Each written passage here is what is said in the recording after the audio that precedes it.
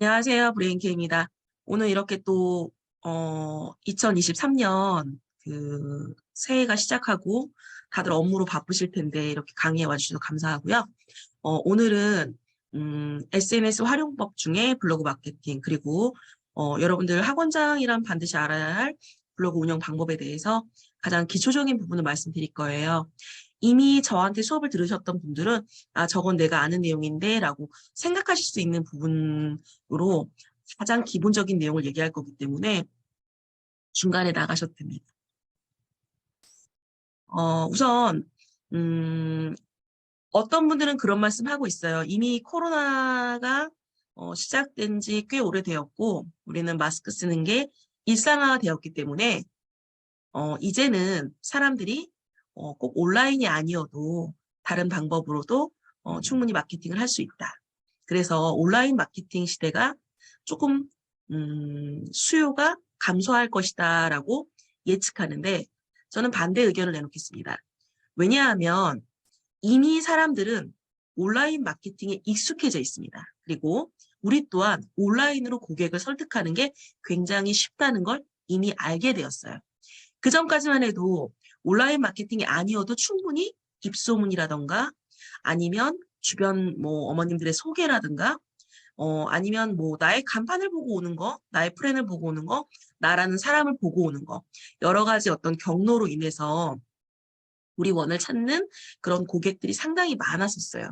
근데 지난 3년을 돌아다 보면 원장님들이 가장 많이 하시는 말씀이 뭐냐면 요즘 소개가 줄었어요. 내가 못하고 있는 것도 아니고 그렇다고 우리 원이 안 되는 것도 아니에요. 잘 되고 있어요. 그럼에도 불구하고 왜 이렇게 소개가 줄었지라고 보면은 우리 어머님들이 아무래도 코로나 시기에는 서로 만남이라든가 단체로 만나서 뭐 아이들 학원 이야기라든가 또 아니면 우리 아이 교육 이야기 이런 것들을 음, 할 기회가 좀 줄었고 또 과거에는 친한 친구 엄마 한두 명 불러내서라도 이렇게 티타임도 하고 그랬다면 지금 또 이제 다시 시작되긴 했어요. 하지만 한동안 그런 모임들이 많이 축소됐었기 때문에 그런 게 아무래도 영향이 있었다고 저는 생각합니다. 자, 그렇다면 이미 우리가 온라인 마케팅을 다른 원장님들 다 어느 정도 기본적인 실력을 갖추고 있다면 나만 2023년 이후로 쭉 변화가 없다면 거기에 대한 손실에 대해서 한번 생각해 볼 필요가 있을 것 같아요. 자, 그렇다면 온라인 마케팅 그래 중요해. 중요한 건 알겠는데 그럼 어떻게 하면 돼? 자, 두 번째는 네이버 블로그의 성공적인 운영 방법을 제가 오늘 말씀드릴 거예요. 그리고 이렇게 블로그를 열심히 했는데 그럼 열심히 했을 때 나한테는 뭐가 따라오는데? 자, 우리가 아이들한테 그런 말 많이 하잖아요. 얘들아 공부 열심히 해. 열심히 하면 내가 하고 싶은 것도 할 수 있고 너희에게 선택의 폭이 되게 넓어져. 너희들에게 니네들이 할 수 있는 게 많아져. 이렇게 말을 하는데 정작 저희 원장님들도 블로그를 하시면서 내가 이렇게까지 해야 되나? 이런 말씀 하실 때가 있어요. 그런데 잘 하시고 잘 따라오시면 그만큼 따라오는 것들이 있으니까 다른 원장님들도 열심히 하시는 거거든요. 자, 그다음에 저는 블로그 강의를 어떤 다른 마케터보다 더 잘할 수 있다라고 말씀드릴 수는 없어요. 왜냐하면 저도 강의를 듣고 블로그를 해보려고 했던 사람 중에 한 명인데 강의를 들었다고 해서 블로그를 잘할 수 없다는 거를 전 너무 잘 알게 된 거예요. 그래서 아, 이건 무조건 해봐야 되는 거구나. 실습을 해봐야 되는 거고 하나하나 부딪혀서 안 되는 거는 그때그때마다 또 조금 도움을 요청해서 그때그때 즉시 해결 안 하면 아, 나 이거 안 돼. 하고 그만둘 것 같구나. 이런 생각 되게 많이 했고요. 그 다음에, 뭐, 물론 오늘 제가 뭐 메이크업을 하고 오거나 예쁘게 꾸미고 온 건 아니지만, 여러분들 잘 아시겠지만, 사람들이 예쁜 걸 좋아해요. 그리고 또, 선물을 받더라도, 똑같은 선물을 받더라도 포장이 잘 돼 있는 선물을 받고 싶어 하죠. 어떻게 보면 캔바는 블로그 썸네일의 그 입장에서 봤을 때는 만약에 1위부터 5위까지의 글이 있다면 가장 눈길이 가는 썸네일 작업이 된 게시글을 클릭할 확률이 높아요. 물론 제목이 좋았을 때 클릭할 때도 있고요. 내가 필요한 정보일 것 같다라는 생각이 들 때 클릭할 때도 있어요. 여러 가지 가능성은 있지만 어쨌든 캔바 작업은 굉장히 중요하기 때문에 간단하게 알려드릴 겁니다. 자, 그러면 여러분들한테 제가 드리고 싶은 말씀은 왜 네이버여야만 하는가? 거기에 대해서 말씀드릴게요. 네이버에 존재하는 블로그 수는 자, 지금 3천만 개가 넘었어요. 대한민국 인구의 절반은 블로그를 가지고 있습니다. 여러분들 주변에 너 블로그 하니? 그러면 이런 말을 할 거예요. 나 계정은 있어. 예전에 만들어놨어. 라고 말할 거예요. 자, 그만큼 네이버라는 메일 계정을 가지고 있다면 블로그 계정을 가지고 있을 확률이 굉장히 높아요. 그리고 중요한 사실은 하루 30만 명 이상은 무언가를 검색하고 있어요. 자, 그 무엇인가가 두 가지였으면 좋겠죠. 1. 우리 학원과 연관된 거. 2. 내가 쓴 게시물. 자, 이렇게 되면 금상첨화겠죠. 자, 네이버 블로그를 통해서 우리가 홍보를 해야 되는 이유는 1번, 비용이 들지 않는다. 2번, 다른 SNS와의 확장성이 좋다. 3번, 대한민국 대표 검색 네이버는 온라인 마케팅의 필수다. 자, 이 세 가지 점을 들 수 있습니다. 우선 우리가 저도 이제 강사라 그런지 몰라도 개념 정리가 제일 중요하다고 생각하거든요. 우리가 블로그 하는데 그럼 블로그가 뭐야? 자, 블로그는 웹과 그다음에 로고. 그러니까 웹을 항해하다, 웹을 기록하다. 그런 뜻이 될 수 있고, 자, 그렇다면 우리가 웹에 뭔가를 기록한다고 할 수 있는데, 그 기록하는 글의 종류 제가 꼭 질문하는 거죠. 자, 채팅으로 정답 받겠습니다. 제 수업을 들으신 분들은 이걸 순서대로 나열할 수도 있어야 돼요. 사실 정답은 만약 한 개로 대답을 하라 그러면 하나가 보일 거고요. 정답이 4개일 수 있어요. 번호 순으로 한번 가나다라 순으로 한번 나열해 주실 수 있을까요? 정답이 한 분이라도 나왔으면 좋겠네요.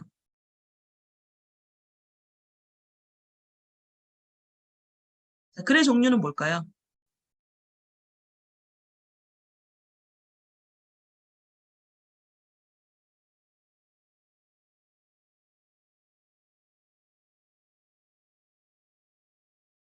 네, 손 드신 분 계신데, 네. 정답 나왔어요. 논설문이에요. 근데 더 정확히 말씀드릴게요. 더 정확히 말씀드리면 확실히 배운 사람은 달라요. 자, 일단 수필, 그다음에 가, 설명문, 그다음에 정보를 줬으면 주장을 해야 되겠죠? 논설문. 마지막에 내 느낌, 감상문. 이렇게 가면 좋겠죠? 자, 이거 글쓰기 공식이에요. 오늘 제 수업 다 필요 없고요. 이것만 알아가셔도 블로그 글쓰기는 이렇게 하는 거구나 라는 것만 아셔도 돼요. 일단 포스팅을 할 때 블로그 글쓰기는 이렇게 합니다라고 가이드라인을 알려주시는 분도 있고 이렇게 하세요라고 알려주시는 분도 있겠지만 전 직업의 특성상 제가 국어 논술 담당이지 않습니까? 그러니까 이제 저는 어떤 식으로 접근을 했냐면 저는 항상 글을 쓸 때 일종의 글을 지을 때 그 글은 건물이라고 생각을 하거든요. 건물을 세울 때는 당연히 뼈대가 필요하겠죠. 기본적인 뼈대를 세울 때 어떤 방식으로 와서 빌드업해야겠구나라는 생각을 하면서 글을 쓰는 거기 때문에 도입부는 어떻게 써야 되겠고 그 다음에 발단은 어떻게 써야 될 것 같고 그다음 전개를 어떻게 펼쳐야 되겠고 내가 원하는 절정부를 어떻게 끌어내야 되겠고 마지막 결말을 어떻게 지어야겠구나라는 게 머릿속에 있어야 된다는 거예요. 자, 그러한 예시는 이따 그 예시글을 통해서 보여드릴게요. 자, 그랬더니 너무 놀랍게도 정말 블로그에서 전혀 힘을 발휘하지, 그러니까 제가 글을 못 쓰는 것도 아닌데 블로그에서 전혀 힘을 발휘하지 못하던 제 블로그 글이 몇 줄 쓰지도 않았는데 상단 노출이 되는 거예요. 심지어는 5줄, 10줄.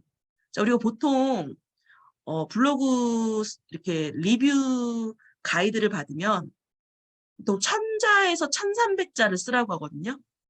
여러분 얼마나 많이 써야 됩니까? 사진은 뭐 20장에서 25장, 동영상은 15초에서 30초 이렇게 올리라고 합니다. 근데 그렇게 글 쓰면 정말 너무 힘들어요. 제가 해봐서 아는데 너무 힘들어요. 저는 그런 방법이 아니고도 충분히 상위 노출할 수 있다고 생각하고, 제가 어제 카톡방에 보내드렸던 뭐 어떤 업체의 그 블로그 그 뭐 과정에 대한 가격표라는 걸 제가 보여드렸을 거예요.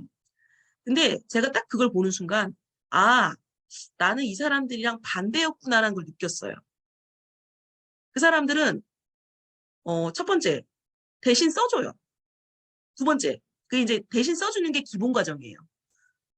두 번째는 이 사람들이 글쓰기 훈련을 시켜준대요.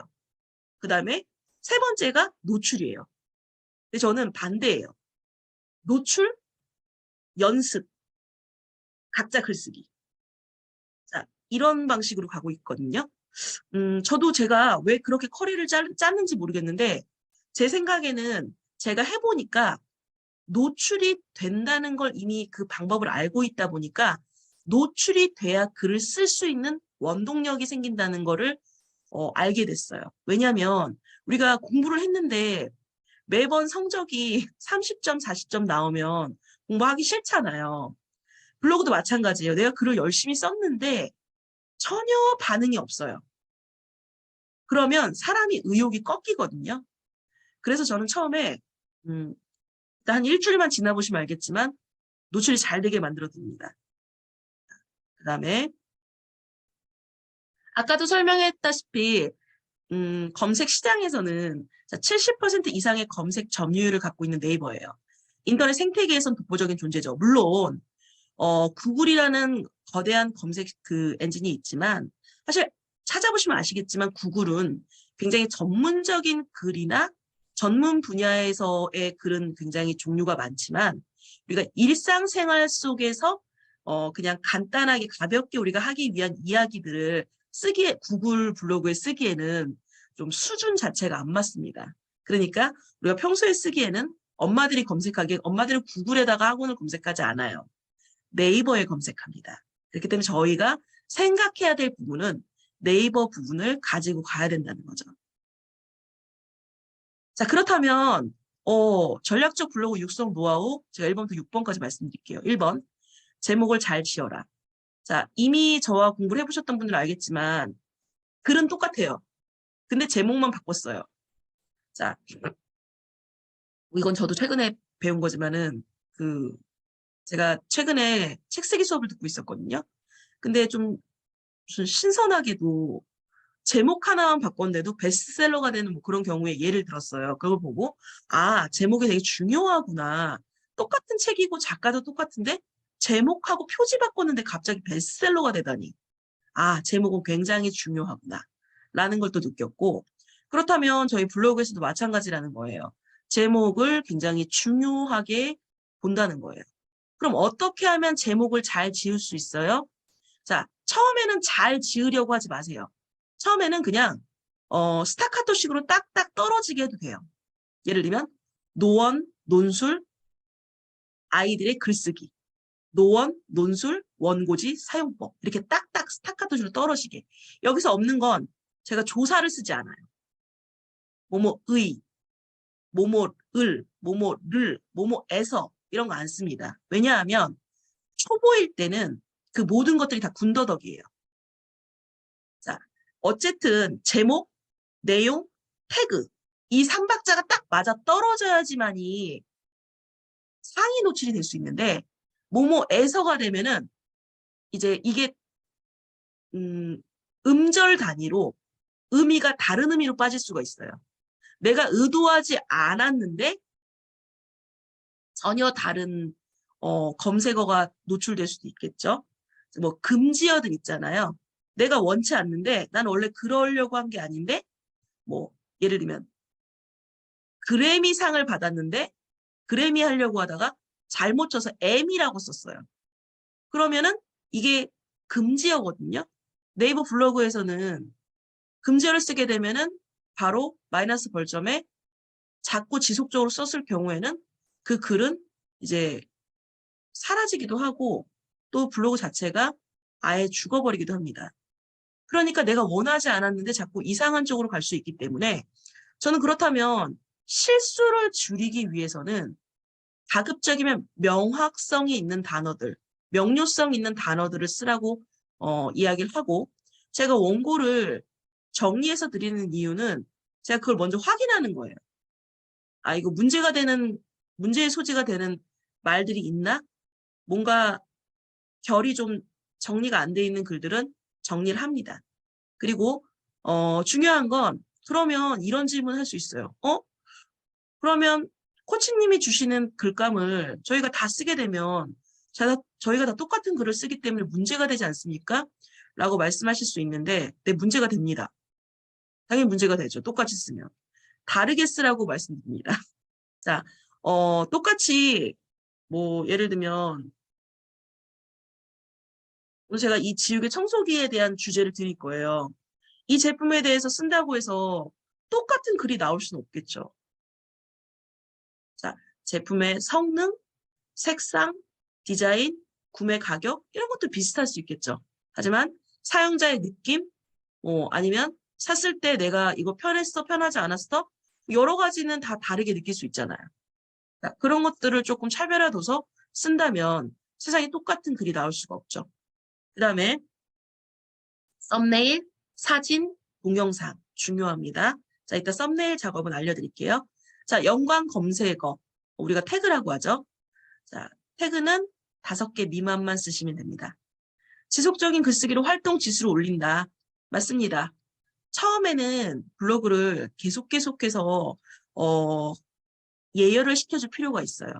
제가 항상 드는 예지만 여러분들의 블로그가 만약 지금 현재 활성화되어 있지 않다. 뭐 저희가 이제 그 최적화로 얘기를 하자면 일단 아무것도 없는 상태에서 준최적화 6부터 준최적화 1 정도까지가 있다면 여러분들 아마 아무것도 없는 거는 6 정도 되실 수 있어요. 준최적화 1 정도가 되면은 뭐든지 원하는 대로 다 쓰실 수 있으세요. 그리고 물론 이제 유료로 여러분들의 블로그를 등급이 어떻게 되는지 검사할 수는 있어요. 근데 검사하지 않아도 스스로 느낄 수 있어요. 아, 내가 이 정도까지 왔구나. 느낄 수 있기 때문에 전 유료 검사는 하라고 하진 않는데요. 나중에 어떤 경우가 있냐면 간혹 가다가 지수가 한참 떨어졌을 때가 있거든요. 그럴 때는 한번 검사도 한번 해보기도 합니다. 자, 또한 우리가 제일 중요한 게 소통이에요. 네이버는 혼자서 글을 올리는 게 중요한 게 아니라 여러 가지 소통을 통해서 같이 댓글도 달고 다른 블로그에 방문도 하고 다른 블로거가 방문해 주기도 하고 또 이런 과정들을 거치는 활성화되어 있는 블로그를 좋아합니다. 자, 제목을 잘 지어라 했으니까 제목은 이따 또 제가 알려드릴 거고 연관 검색어. 자, 그렇다면 태그는 어떻게 걸어야 할까요? 라고 되어 있는데 연관 검색어는 본문이나 제목, 내용 이런 것들에 연관되어서 짓는 것이 제일 좋습니다. 자, 어떻게 보면은 물론 이제 요즘에는 꼭 내용과 상관없이 글쓴이의 감성이나 그 당시의 정황, 뭐 예를 들면 감사일기 이렇게 썼어요, 태그에. 그러면 그 감사일기라는 게 전체 그 어떤 내용과 전혀 상관없는 내용일 수도 있거든요. 근데 내가 이걸 감사하겠다는 내 의지야. 그렇게 검색어를 걸어도 문제가 되지는 않습니다. 그러나 초보일 때는 굳이 그렇게 할 필요는 없다는 거예요. 지금 이제 깔끔하게 묶은 그 키워드들을 보고 있는데 자, 커피빈 굿즈 스피커, 블루투스 스피커 굿즈, 커피빈 블루투스 스피커, 커피빈 7만 원, 굿즈 블루투스 스피커, 레트로 감성 스피커 비슷함을 같지만 사실은 다 어떤 의도를 가지고 배열한 거죠. 자, 이렇게 하는 게 좋습니다.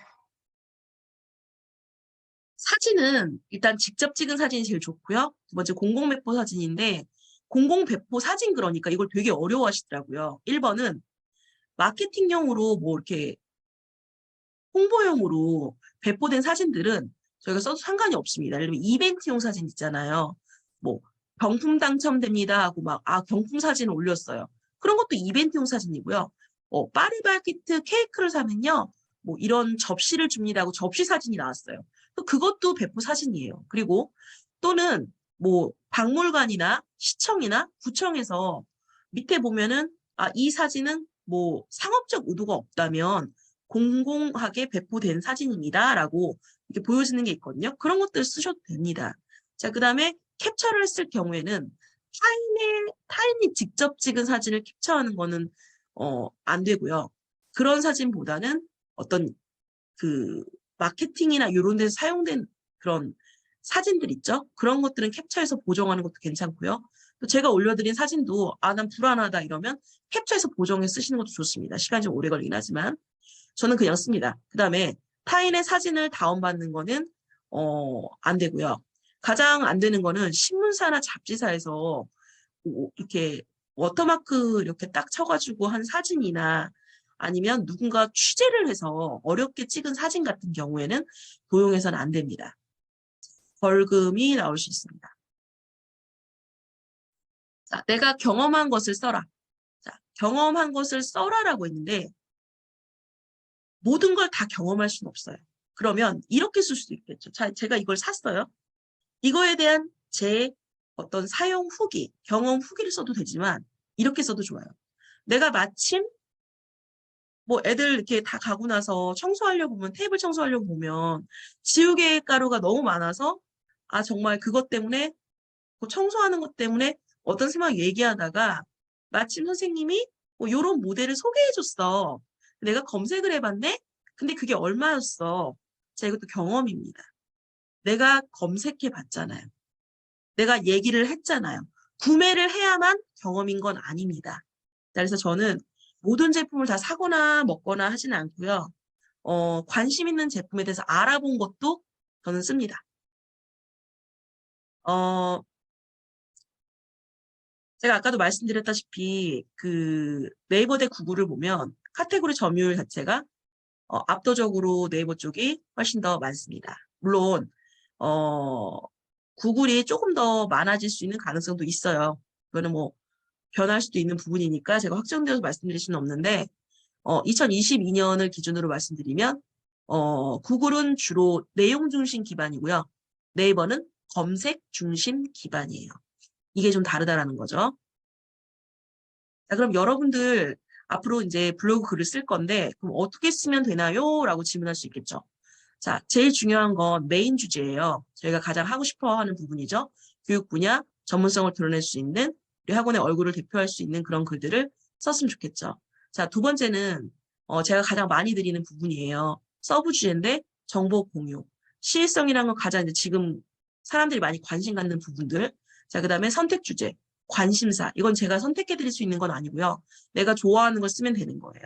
자, 이렇게 세 가지 주제를 가지고 쓰게 되면 제가 블로그를 뭘 써야 될지 모르겠어요. 어떻게 쓸까요가 아니라 무엇을 어떻게 써야겠다라는 게 조금 머릿속에 잡히겠죠. 키워드를 선정할 때 뭐 홍대 맛집, 부산 가볼 만한 곳 이런 것들을 썼다고 칩시다. 그러면 이제 이런 것들에 대한 글이 되게 많아요. 되게 많아서 요게 이제 나름 빅키워드이기 때문에 홍대 맛집 그렇게 치면 너무 많으니까 홍대 맛집 중에서 나는 이번에 모듬전에 대해 쓸 거야. 홍대 맛집, 모듬전, 홍대포 뭐 이런 걸 썼다든가.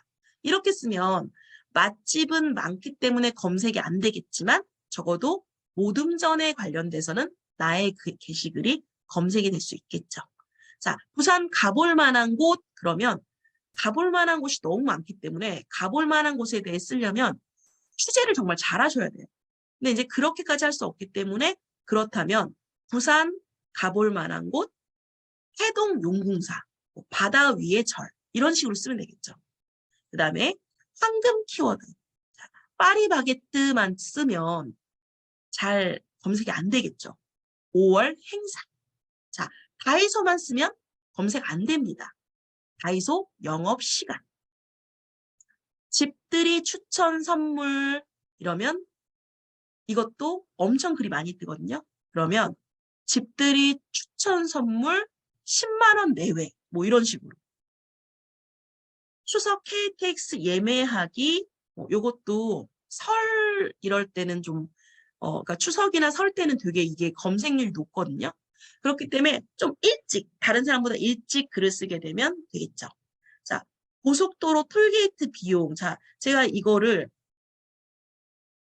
제 경험인데 남편하고 이제 시댁이 부산이라서 막 내려가고 있는데 톨비 얼마 나와? 모르는 거예요. 그렇게 많이 부산을 갔는데 집이 부산인데 그래서 제가 됐어 내가 검색해 볼게. 검색을 했는데 안 나오는 거예요. 안 나올 리가 있겠습니까? 제가 검색을 잘못했겠죠. 자, 그래서 제가 어떻게 검색을 했냐면 서울에서 부산까지 톨비 이렇게 검색을 한 거예요.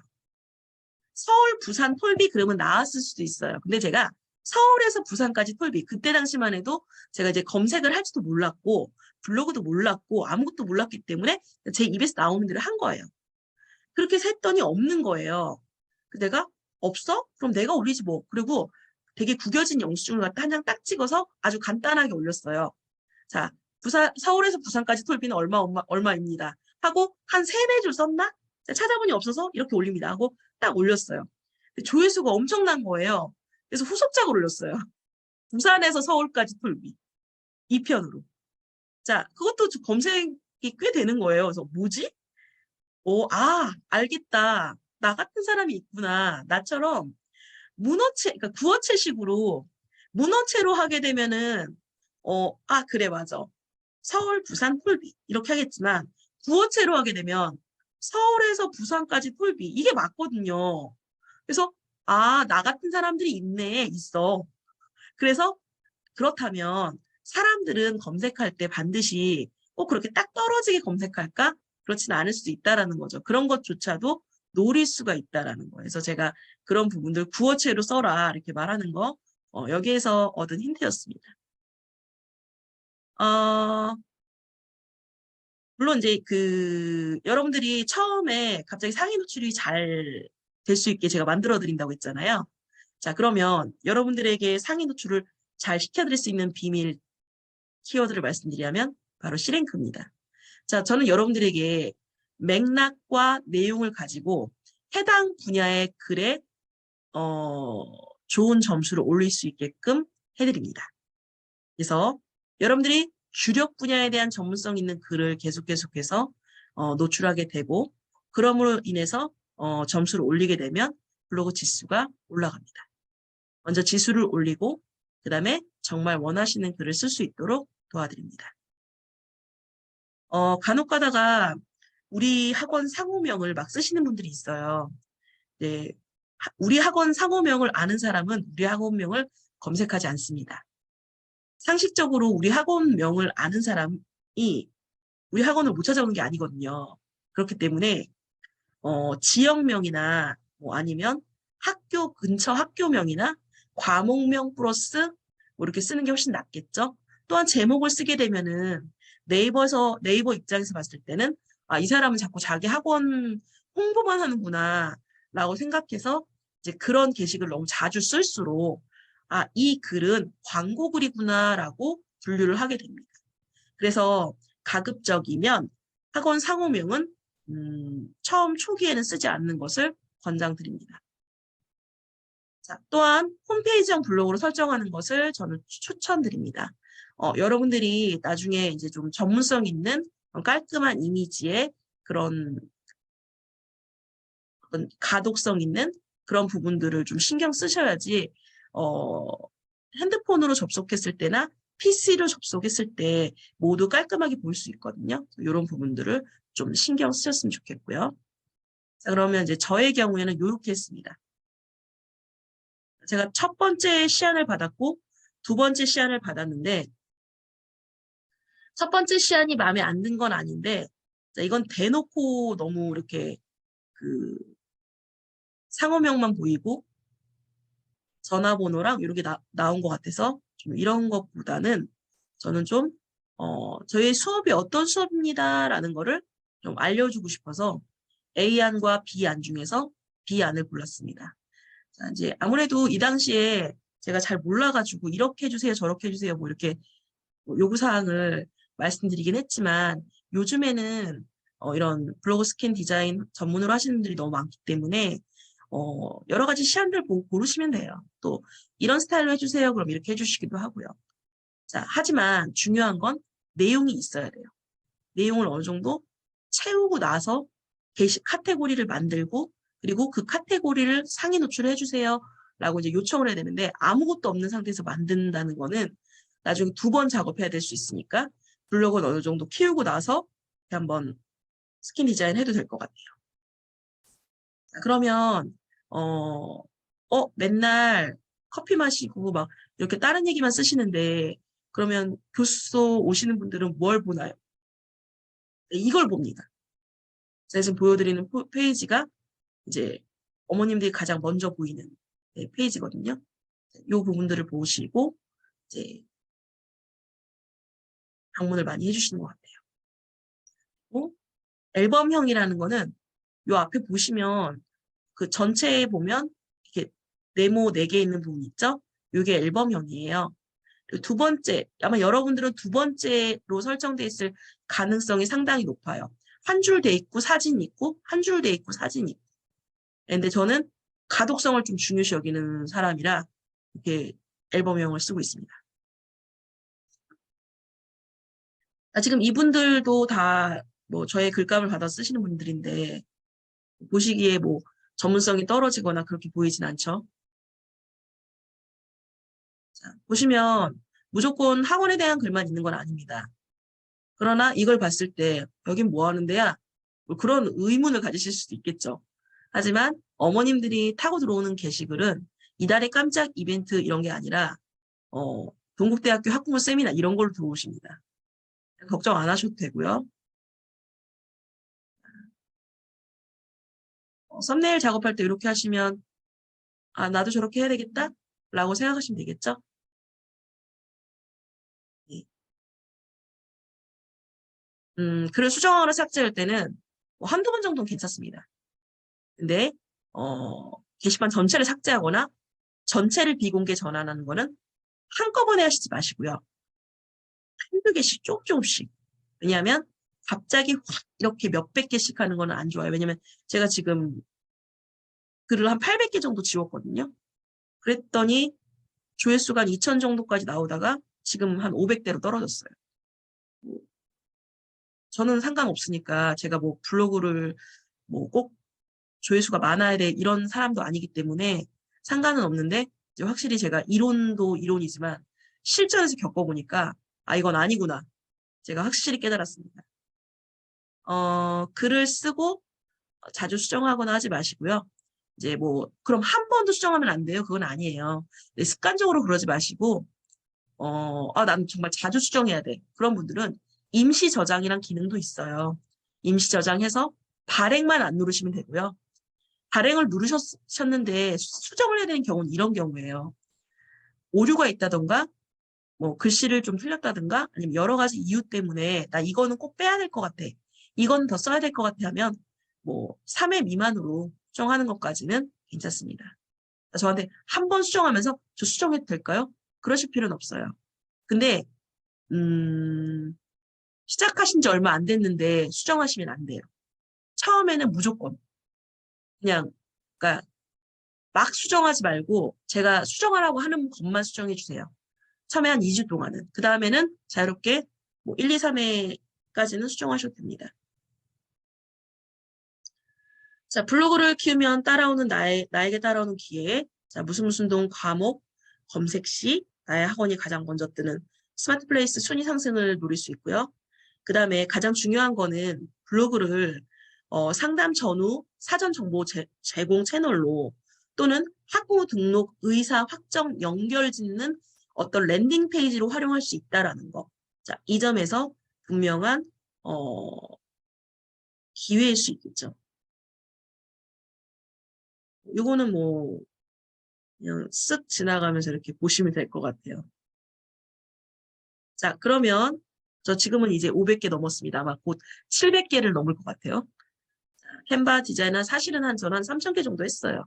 그렇기 때문에 계정을 2개 가지고 있기 때문에 저는 그러니까 물론 이제 제가 뭐 미술적인 감각이나 디자인적 감각이 있어서 엄청 잘한다까지는 아닌데 좀 빠르고 그다음에 빠르게 하는 편이에요. 좀 속도가 빨라요. 자, 그러면 이제 지금부터 제가 약 1시간 정도, 1시간 좀 넘게 한 65분 정도 강의를 드렸는데요. 자, 그러면 지금부터 여러분들 제가 준비물로 캔바 앱을 다운받으라고 말씀드렸을 거예요. 자, 지금 제가 이제 여기까지는 일단